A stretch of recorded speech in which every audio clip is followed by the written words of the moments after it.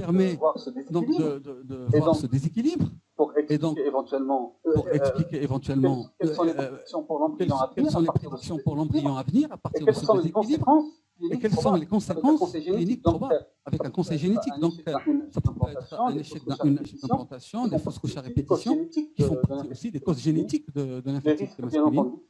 Les risques, bien entendu, de naissance, polymalformées, etc., qui meurent en général dans l'année qui suit. Mais tous ces anomalies chromosomiques peuvent, dans le bilan d'infertilité de l'homme, doit figurer le karyotype. Il y a les translocations robertsoniennes qui affectent essentiellement les chromosomes 13, 14, 15, 21, 22. Et c'est un échange donc fusionne par le bras court, fusionne par le bras court. Le problème de le problème de ces translocations, il génère des ségrégations défectueuses avec des interférences sur l'appariement des autres chromosomes. Vous aurez des trisomies 21 parfois sur des hommes qui ont des translocs 13, 14. Vous vous retrouvez avec un embryon trisomie 21. Il y a beaucoup de désordres méiotiques et mitotiques qui s'installent avec ces translocations robertsoniennes. Donc l'ICSI peut être envisagé avec des pays. Dans les translocations robertsoniennes, l'écrasante majorité des translocations accuse une oligospermie. Donc l'oligospermie est une indication de karyotype à la recherche de translocation robertsonienne. À peu près 20% des spermatozoïdes sont déséquilibrés dans ce cas. Il y a aussi les inversions qui peuvent générer également un certain nombre de gamètes déséquilibrées proportionnellement à la taille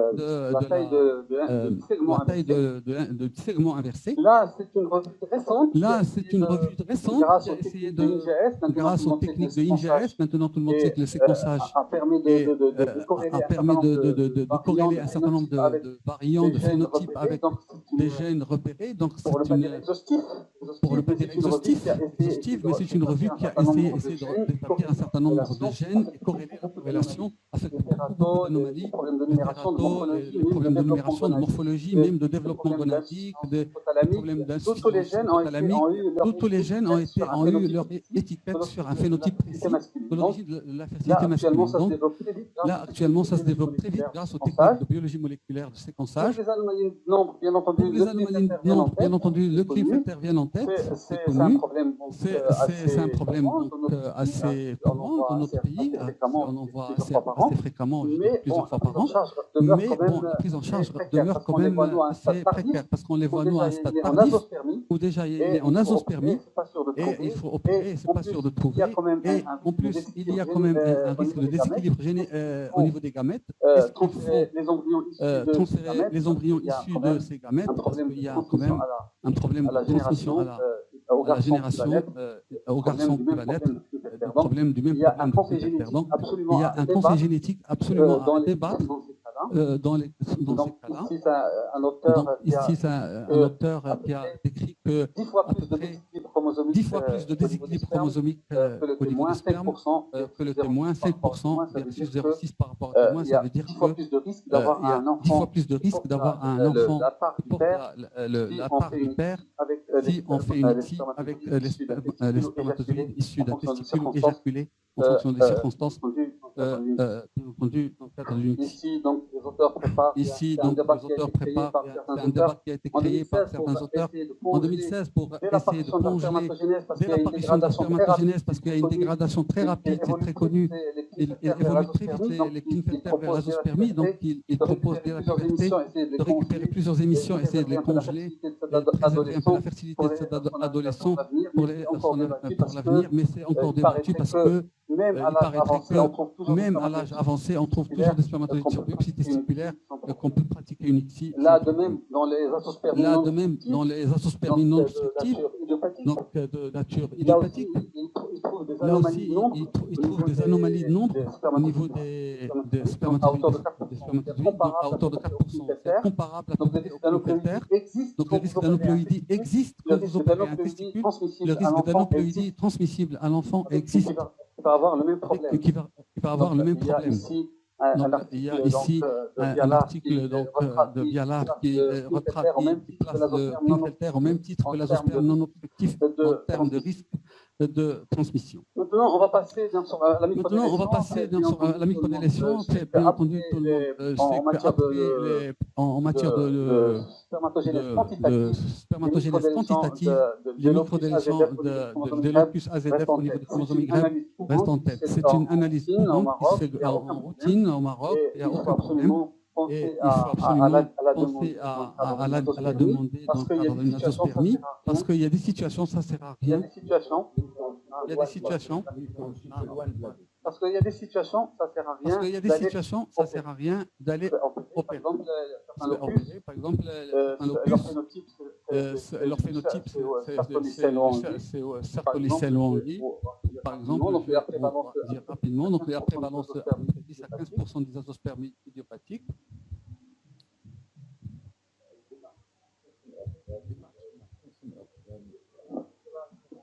Non, le zoom, c'est obligatoire.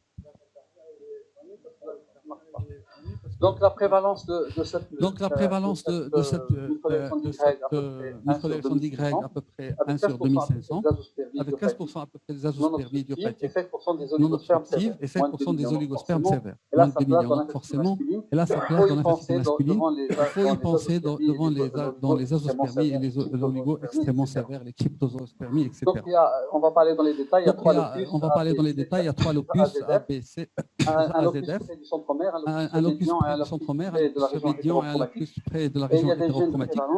Et il y a des gènes de prévalence qui opèrent, qui sont responsables de la spermatogénèse quantitative, qui sont responsables également des méioses, et tout ça est toute mutation, bien entendu, affectant un ou plusieurs gènes de ces locus-là va se répercuter sur la spermatogénèse. Bien entendu, la fréquence est variable en fonction des locus, et aussi, il n'y a pas que la fréquence, il y a même les retentissements. Le phénotype final est différent selon les gènes et le locus atteint.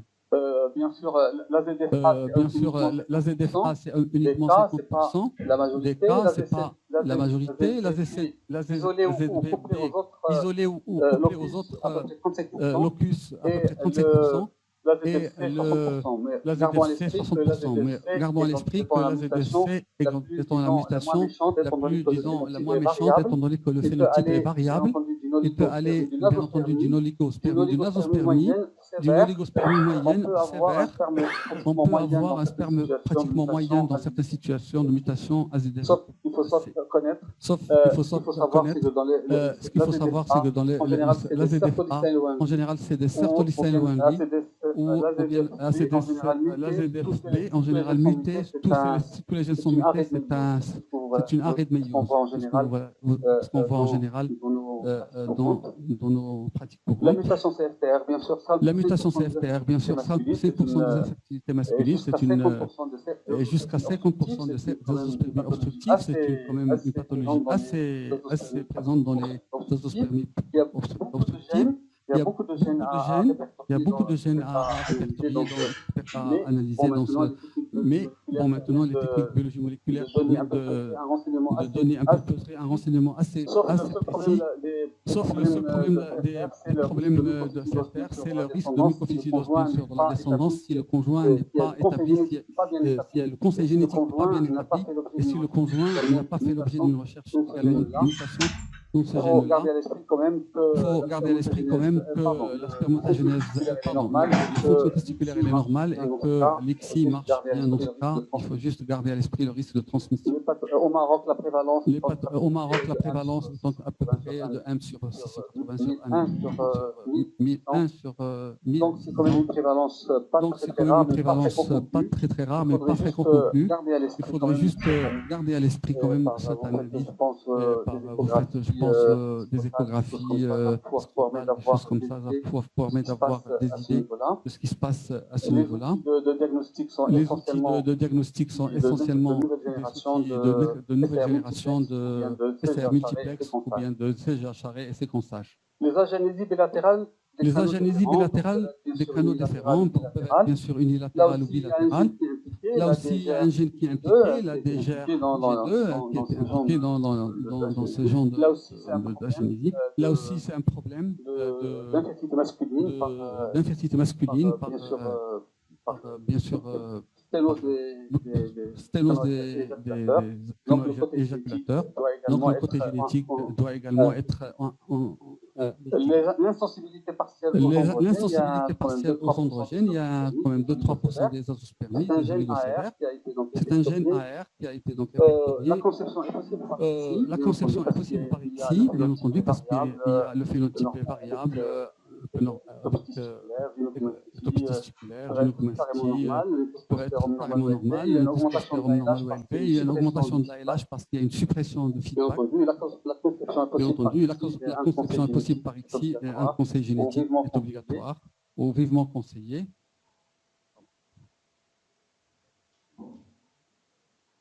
Le syndrome porcier, c'est l'origine hypothalamique. Le fameux gène CAL1 est connu dans la maladie familiale, la zoospermie, dans l'axe hypothalamique, donc toute une prise en charge pour ce genre de patient. Les causes monogéniques des anomalies quantitatives, il y en a bien d'autres gènes qui ont été répertoriés. Il y a la zoospermie, l'oligospermie. L'IGS a permis de corréler beaucoup de gènes au phénotype. De nouveaux gènes au phénotype d'azoospermie, d'oligospermie. Donc la liste n'est pas terminée, les recherches continuent. Et je pense qu'on est loin d'être exhaustif dans la liste des gènes responsables des infertilités masculines. L'hyperatospermie, donc là, le problème de la macrocéphalie, c'est un problème, je dirais, national. C'est 1% des infertilités masculines. Elle est très fréquente. C'est très très fréquent. On a fait même une étude. Donc le phénotype, c'est un spermatozoïde donc polyploïde, pratiquement paternité impossible. Il faut proscrire la PMA, opter pour l'adoption et établir un conseil génétique, bien entendu. Il y a un travail qu'on a fait dans une thèse avec l'État, avec l'Institut Pasteur. Sur pratiquement 326 cas, on a trouvé 326 cas de personnes qui viennent tout venant au laboratoire pour spermogramme. On a quand même trouvé 2,14 cas de porteurs asymptomatiques, c'est-à-dire normaux, rien du tout de ce gène passé. Donc, une prévalence de portage de 1 sur 50, c'est énorme.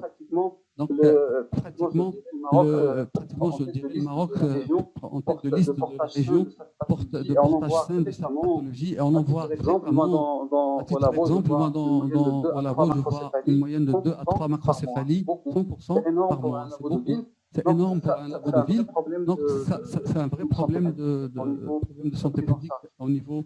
La prise en charge, bien entendu. La prise en charge, bien entendu, tout dépend s'il y a mutation ou il n'y a pas mutation. S'il y a mutation, on n'en parle pas. Il y a une proscription, il n'y a pas d'ICSI, contre-indiqué, impossible. Alors, s'il n'y a pas de mutation, ça dépendra du taux d'aneuploïdie. On va faire une fiche sur sperme, on va voir le taux de déséquilibre au niveau des chromosomes au niveau sur la fiche. Et en fonction de ce taux de déséquilibre, on peut opter pour une ICSI avec ou sans DPI, en fonction du profil. C'est un travail de Guthauser qui a repris toute la littérature sur ce domaine.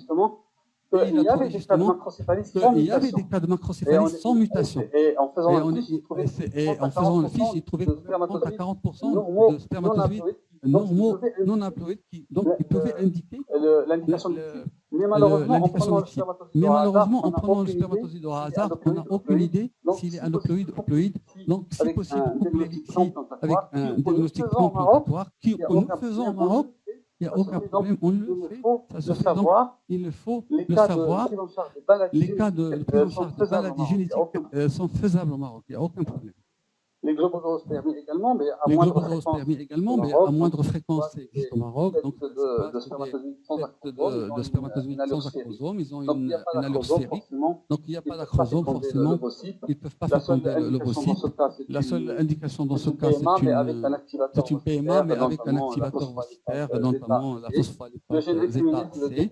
Le gène incriminé, c'est le DPY2, mais il y a d'autres gènes qui se sont incriminés parce que le gène est grand, donc il y a beaucoup de gènes qui se sont greffés, qui expliquent cette pathologie, parce qu'on a trouvé justement des globosospermes qui n'avaient pas de mutation au niveau du gène principal. C'est pour cela qu'on a compris qu'il y avait d'autres gènes derrière qui étaient responsables du même phénotype. Les spermatozoïdes acéphaliques à tête d'épingle, ça aussi c'est un syndrome qu'on rencontre souvent, c'est un gène 5, mais celui-là, heureusement, en micro-injecté par ICSI, les spermatozoïdes qui gardent encore leur tête, les quelques rares spermatozoïdes qui ont encore leur tête, et à part des grossesses naturelles, grossesses par assistance médicale normalement.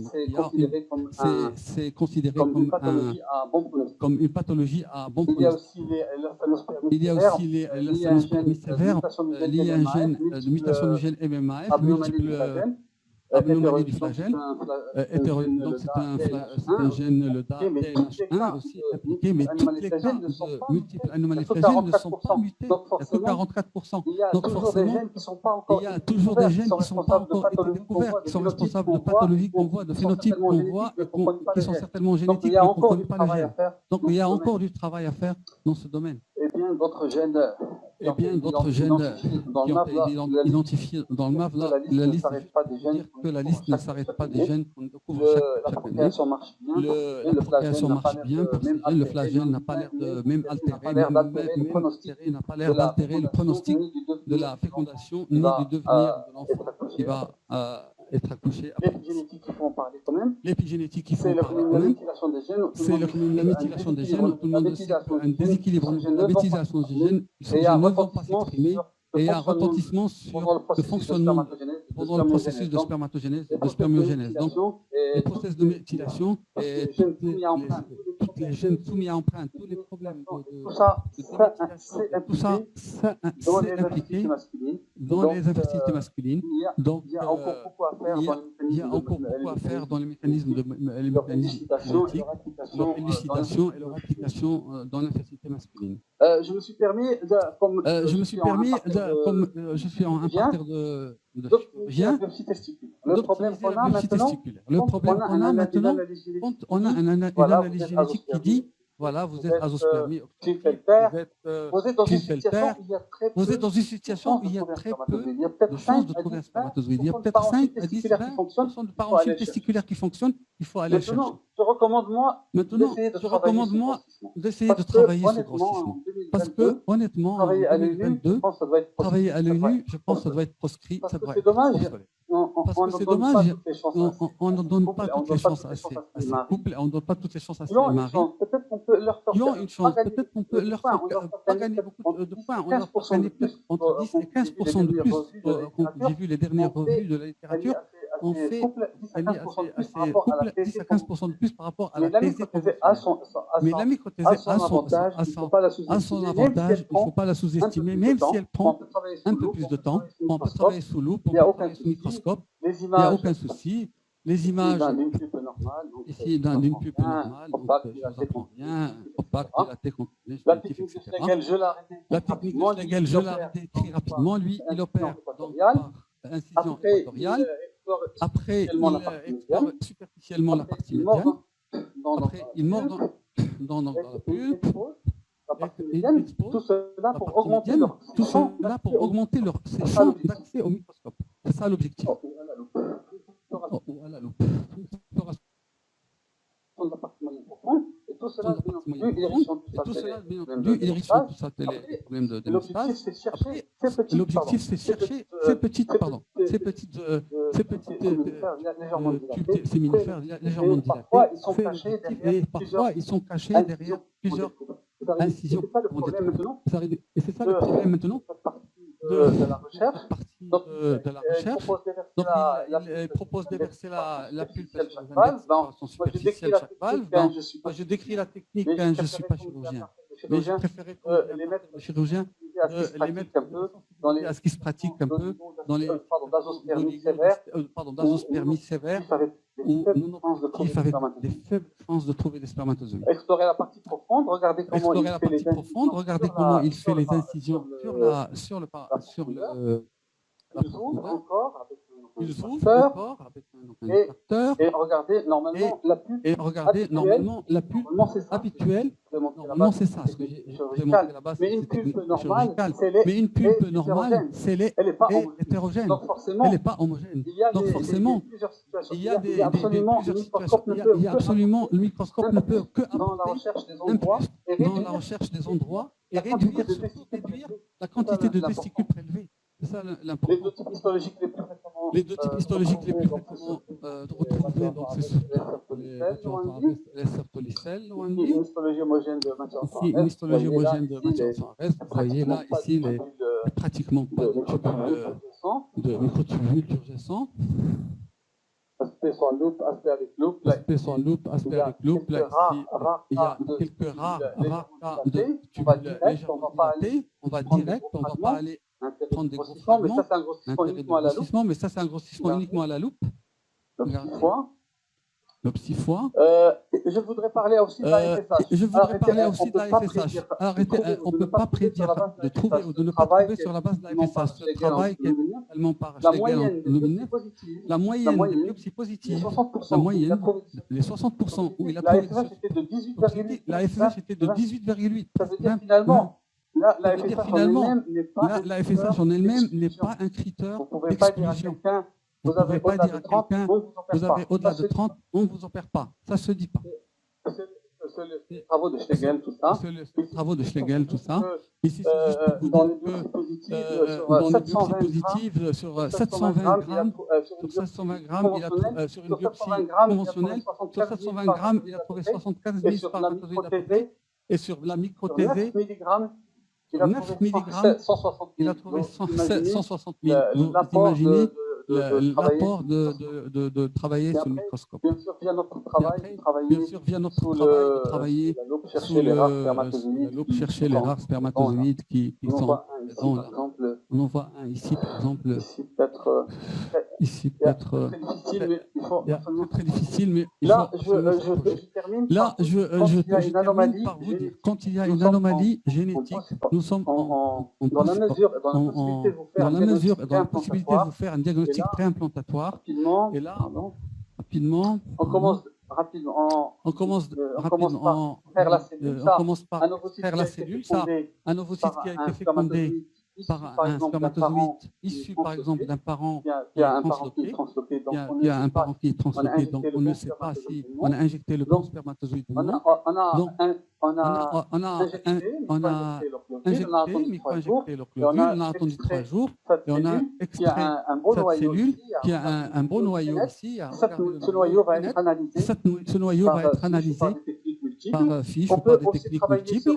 On peut aussi travailler sur l'embryon au 5e jour. C'est ce qui est maintenant recommandé dans les techniques d'analyse génétique. On fait un coup de laser, un petit coup de laser, on opère, on retire entre 4 et 10 cellules en général. Trophectoderme, c'est toutes ces cellules qui ne sont pas utiles parce que ces cellules sont destinées à faire le placenta. Ces cellules ici, c'est pour le placenta et l'embryon est loin, la masse cellulaire est loin. Donc nous, on va extraire les 8 cellules qui vont être amplifiées pour une analyse de séquençage génétique. On aura des renseignements précis sur exactement toutes les anomalies que peut abriter l'embryon. Et ce genre de choses se font au Maroc.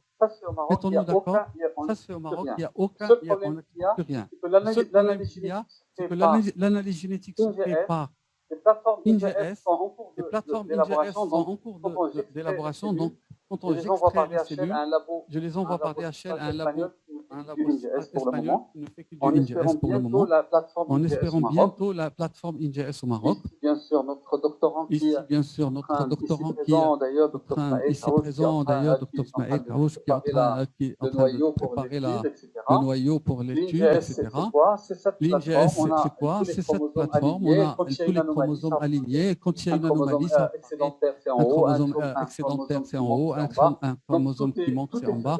Donc tout est faisable, tout est à la disposition de l'équipe médicale. Ici, c'est juste un peu de littérature sur une équipe en Suède qui a travaillé en micro-TV dans les Klinefelter et qui a augmenté presque de 15% les chances de récupération de spermatozoïdes. Là aussi, c'est une méta-analyse, une revue, je pense, une méta-analyse sur 21 000 patients qui a donné une supériorité indéniable au travail sous microscope dans la recherche de microbiopsie. Et je vous remercie. Merci beaucoup, Senordine. Merci beaucoup, Senordine, pour cette présentation. Et je dirais tout simplement qu'actuellement,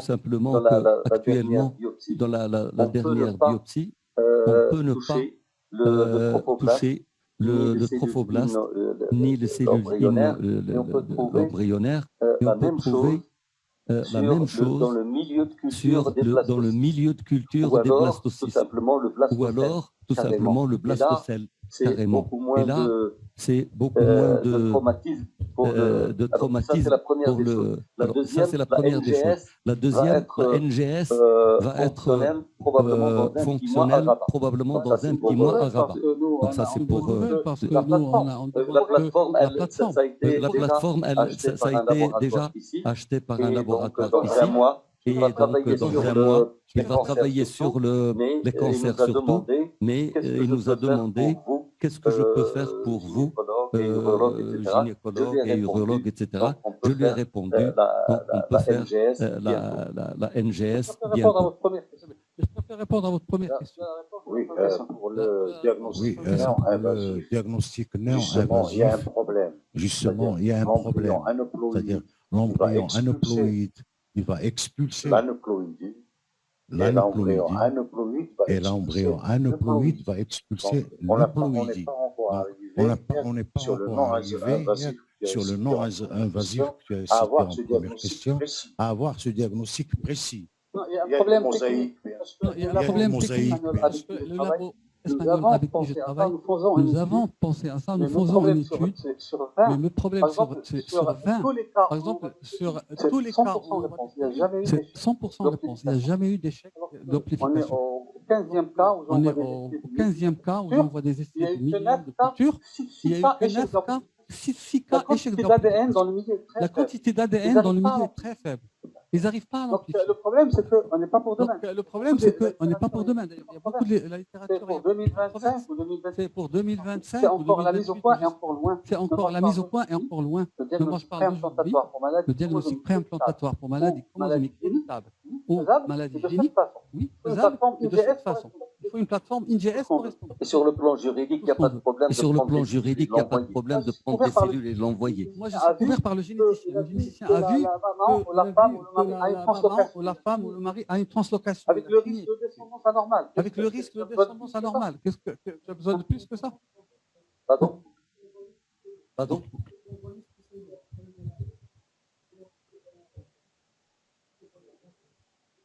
Tu envoies 5 cellules.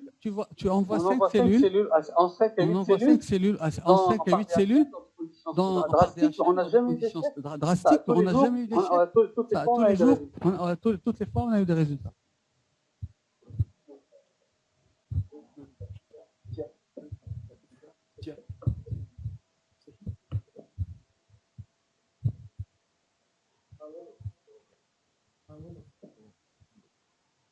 Sur le plan pratique, je suis en train Sur le d'explorer plan une pratique, je suis en train d'explorer une oligospermie azospermie, Je oligospermie vais faire une sévère. ordonnance Je vais pour faire des une tests ordonnance génétiques. pour Que des dois-je tests génétiques. préciser. Que Est-ce que dois-je simplement un caractère préciser? Est-ce que tout où je simplement dois un détailler karyotype tous où je les dois anomalies détailler que je tous suis en les anomalies que je suis en train que je voudrais Non, chercher normalement, éventuellement? Non, normalement, la cariotype, un cariotype, un il est cariotype, vivement recommandé il est par vivement les recommandé sociétés savantes par les américaines, sociétés européennes, savantes, françaises. américaines, Toutes les- européennes, ça françaises. propose Toutes les ça, moins propose de 5 000 ans. voilà, Si vous êtes en moins de 5 000 oligo-sévère, en ans. crypto, Si vous êtes en avez- oligo-sévère, en crypto, vous La êtes recherche un d'AZF, cariotype. quel est l'intérêt? La recherche d'AZF, uniquement quel est l'intérêt? l'azospermie Bon, pour voir- c'est pour ne uniquement pas faire des l'azospermie opérations pour inutiles. ne pas faire des opérations Bien sûr. inutiles, Ou la ZFC, bien sûr. s'il est Ou la confirmé, vous ZFC, allez dire au S'il est père, confirmé, vous les allez enfants dire vont au père, avoir le même problème. les enfants vont Donc, avoir le dans même tous les cas de problème. figure, Donc, c'est dans utile. tous les cas de figure, c'est Il utile. Tout à fait faut d'accord. qu'ils soient conscients Oui, je suis tout à fait Il faut que les d'accord. qu'ils enfants soient vont avoir un conscients problème. demander que les Qu'est-ce que enfants je vont avoir le dois même problème. demander simple. au généticien, Il va cariotype faire toutes simple? les explorations. Il va faire Non, toutes on les doit demander un explorations. cariotype simple. Non, on doit demander un Je cariotype suis dans simple. l'obligation de préciser ce que je Non, c'est pas les mêmes voudrais frais. Le éventuellement. cariotype, Non, c'est c'est des pas les mêmes frais. frais. La Le microdélation cariotype, directe, c'est des de la frais. PCR. La microdélation Y, Multiplex, c'est de la des PCR. Donc, il faut Multiplex, c'est demander des frais hauts. Donc, il cariotype faut demander pour en bas, cariotype mutation en bas, AZF. Donc, mutation AZF. Donc, je dois Microdélation préciser Oui, il faut tous les détailler. tests que je On peut voudrais pas- éventuellement Oui, il faut Faire un détailler. faire. On ne peut pas faire inventer.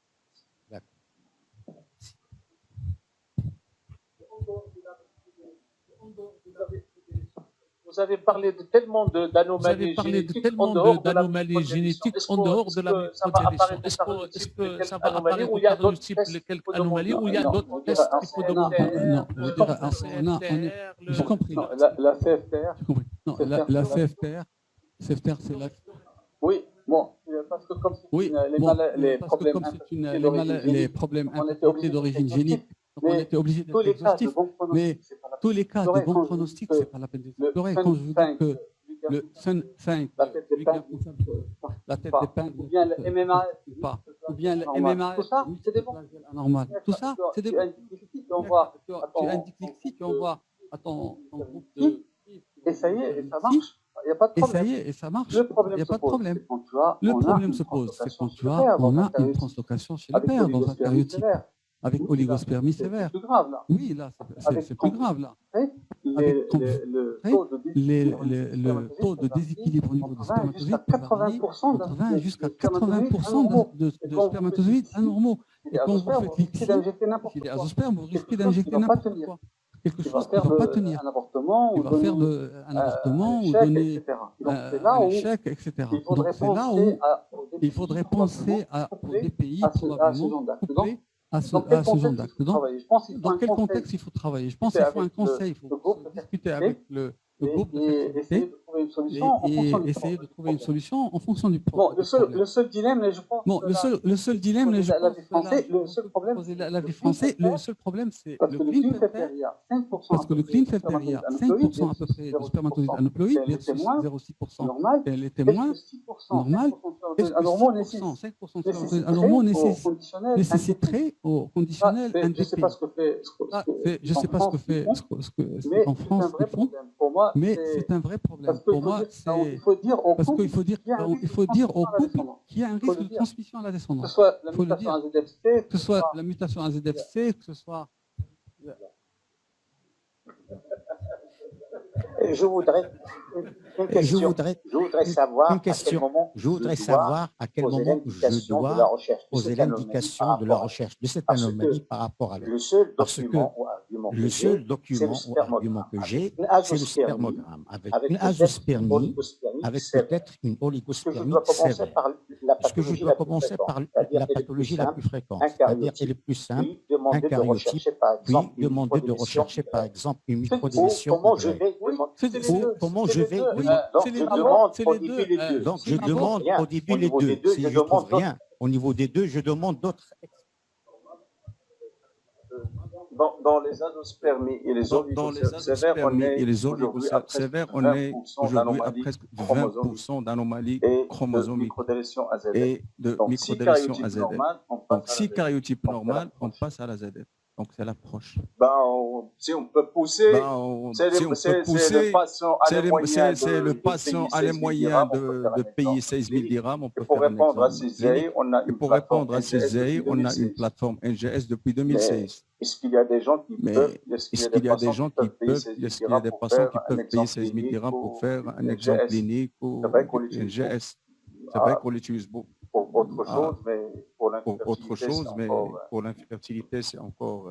On n'arrive pas à l'utiliser. Il faut garder à l'esprit. Il faut garder à l'esprit.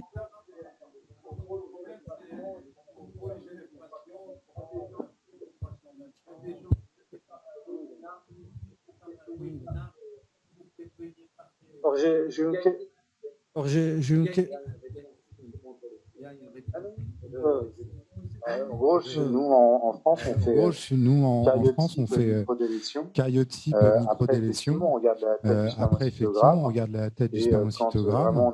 Et quand vraiment on a des doutes, on peut toujours demander un avis au généticien qui après va gérer les explorations plus pointues. Là, il n'y a pas longtemps, on avait eu un cas avec de spermatozoïdes en d'oreille.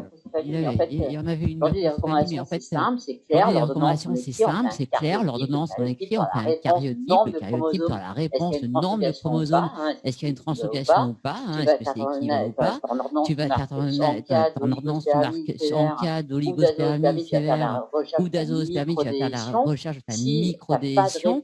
Si tu n'as pas de réponse dans ces cas d'azospermie ou d'oligo très sévère, que le couple a la possibilité de payer, on va éventuellement faire une recherche étendue de l'exome dont on connaît certains gènes aujourd'hui. Et plus ça va, plus on va en avoir qu'on connaît. C'est des patients qu'on met sur des puces à ADN. Donc des fois, ils n'ont pas la réponse tout de suite, mais dans 6 mois, 1 an, 5 ans, on va avoir, on les compulse ces mutations-là. Voilà. Ensuite, dans les cas en fait de monomorphie, d'anomalie monomorphe, en fait, vous l'avez super bien décrit. Pourtant, il est difficile à faire ce topo. Moi, moi j'ai fait plein de fois, il est hyper difficile à mener. On a effectivement des monomorphes particulières sur lesquels on va faire une recherche sur certains gènes qui ont été mis en évidence, avec certains patients sur lesquels il faut arrêter la prise en charge en AMP parce qu'on sait qu'on n'aura jamais de naissance suivante. Ensuite, pour répondre à la question du Klinefelter, qui est hyper intéressant, on ne fait pas des pays en France sur le Klinefelter parce qu'on s'est aperçu qu'il n'y avait pas plus d'anomalies à la naissance que chez les patients qui n'avaient pas de Klinefelter. Parce qu'en termes de probabilité, 5%, quand vous prenez au hasard pour les filles, vous avez peu de chance de c'est pour ça qu'on n'avait pas des pays sur le C'est pour ça qu'on n'avait pas des pays sur le Klinefelter. En général, les enfants vont très bien. Il n'y a pas de mutation, il n'y a pas d'AZF. Et vous trouvez quelques rares spermatozoïdes. Est-ce qu'il y a moyen de s'inquiéter pour la génétique? Jusqu'ici, on ne s'inquiétait pas, mais aujourd'hui, idiopathie, ça disparaît en fait. Voilà, donc. Non, encore élucidé alors. Alors, maintenant, tout le monde est d'accord que l'exploration génétique de l'homme infertile est très importante, qu'il soit oligospermie sévère ou azospermie. Bien sûr, le cariotype, c'est la première étape. Mais qu'en est-il des anomalies qualitatives? C'est des anomalies de tête qui sont très importantes au Maroc.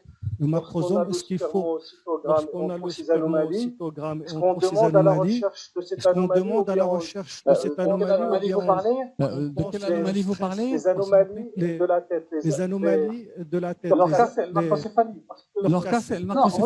demandez une mutation. Non, vous demandez une mutation, prise de sang, si elle est présente. Si elle est présente. Vous le dites, alors c'est que toutes ces explorations chaque fois qu'on rapporte sur le spermogramme anomalie de la tête 80%. Mais non. Il y a une anomalie monomorphe. Il y a une anomalie monomorphe. La question, il y avait une question. Pour ne pas trop. Non, je pense qu'elle a répondu. Il faut lire un peu le spermogramme, le cytogramme, avec un peu plus de doigté légèrement. Regardez la prédominance de l'anomale. Si la conclusion du spermogramme, anomalie monomorphe, globaux, skinhead, toutes les flagelles, MMAF, tous les flagelles anormaux. Là, c'est évident. Il y a des cas sévères, comme la macroscopie.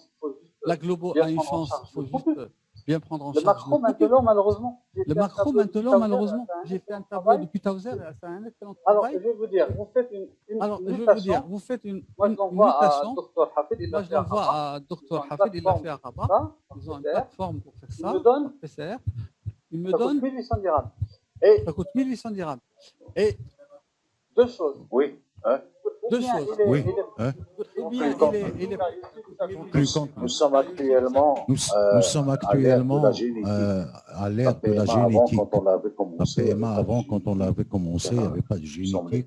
Nous sommes les trois. Donc aujourd'hui, la génétique a pris un relais extraordinaire.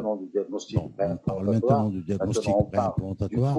Maintenant, on parle du couple. En Amérique, ils font un screening génétique total. Chez la femme et chez l'homme. 980 gènes. Chez l'homme et 980 gènes qui pourraient résoudre tous ces problèmes. Ça coûte très cher, mais on ne peut pas aller au-delà de certaines précautions. C'est l'avenir. En tout cas, on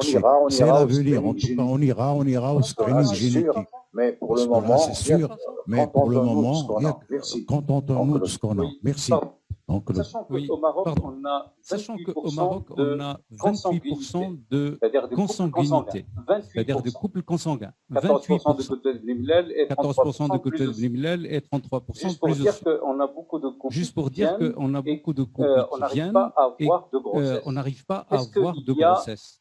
Est-ce qu'il y a quelque chose à demander sur le plan génétique et comment on peut le demander? Très très bonne question. D'abord, je commence par définir que l'échec de grossesse, vous êtes gynéco, c'est multifactoriel. Il y a la thrombophilie, les problèmes utérins, les problèmes quand on a tout éliminé. Quand on a tout éliminé. Les explorations, les bilans, les mauvais implants. C'est vrai. Donc les mauvais implants. Maintenant, l'homme est normal. Les problèmes maintenant, l'homme est normal. Maintenant, l'homme est normal. Les embryons sont de bonne qualité. Non. Non. En vérité, dans le cas de la consanguinité, effectivement, on arrive à avoir des embryons, mais pas de grossesse. Et on a eu beaucoup de cas de Je me pose la question maintenant. Je me pose la question maintenant, on les adresse d'ailleurs. si on les adresse d'ailleurs à la consultation Est-ce qu'il y a des génétique, choses à demander mais dans ce est-ce qu'il y a des choses à demander dans ce sens particulièrement? Est-ce qu'il y a des études qui ont été faites? Est-ce que quelqu'un peut nous orienter avec son expérience? La vérité, comme c'est la consanguinité, c'est pas très il y a des choses à faire. Il y a des choses à faire. Ah oui, mais ça dépend ce qu'on veut faire. Est-ce qu'on veut faire une médecine à faible coût, ou bien une médecine de recherche, ou bien une médecine qui n'est pas accessible aujourd'hui au Maroc? On peut faire tout ce qui est maladie On peut faire tout ce qui est maladie autosomique récessive, par exemple, faire l'exemple du conjoint et de la femme, et peut-être on tombera sur des choses. Mais ça coûte, on prend 2000 dirhams. On informe que ça existe. Aujourd'hui, il y a des plateformes qui font ça. Donc, tout ce qui est maladie récessive autosomique, on peut faire.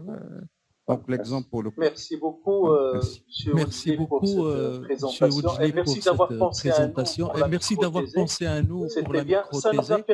C'était bien. Ça nous a permis de nous rabibocher en fait avec les centres de procréation médicalement assistée. On est revenu en force juste après l'arrivée de la microthésée, parce qu'on a pu gagner 15% de plus. C'est une bonne chose. En tout cas, c'était très intéressant et très passionnant. Je vous invite à continuer après la pause. Bon alors, super, on va donner la parole.